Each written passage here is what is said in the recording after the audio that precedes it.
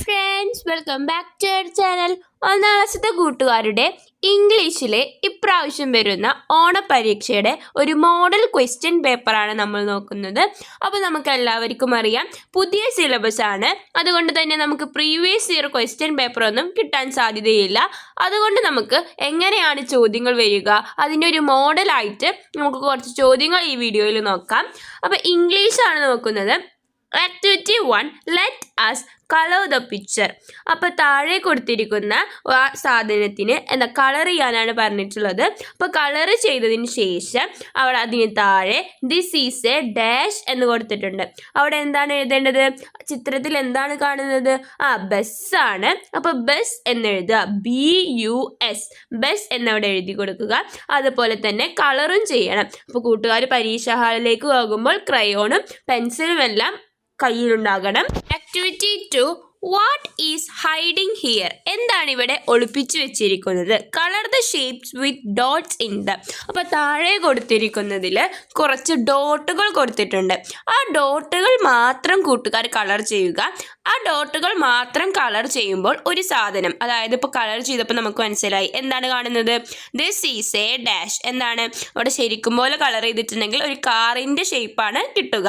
അപ്പോൾ this is a car, CAR, car. Activity 3, let us find out the vehicles, colour them to.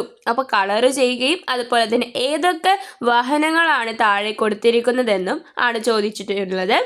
Puttu a tick mark against the vehicles you have identify in the picture.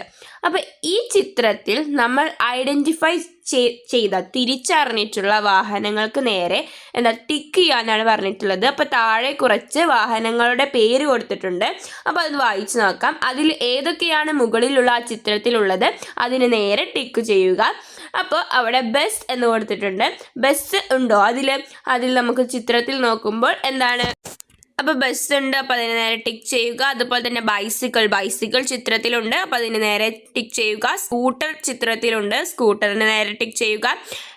Train ചിത്രത്തിലില്ല, അപ്പോൾ അവിടെ ഒന്നും ചെയ്യണ്ട. Aeroplane എന്ന് പറയുന്നതും ചിത്രത്തിലില്ല. Jeep ചിത്രത്തിലുണ്ട്, അതുപോലെ തന്നെ motor bike ചിത്രത്തിലുണ്ട്, അതുപോലെ തന്നെ ഓട്ടോറിക്ഷയുണ്ട്, അതുപോലെ കാർ ഇല്ല, ലോറി ഇല്ല, ബോട്ടില്ല, വാനുണ്ട്. അപ്പോൾ അങ്ങനെയാണ് ടിക്ക് ചെയ്യേണ്ടത്.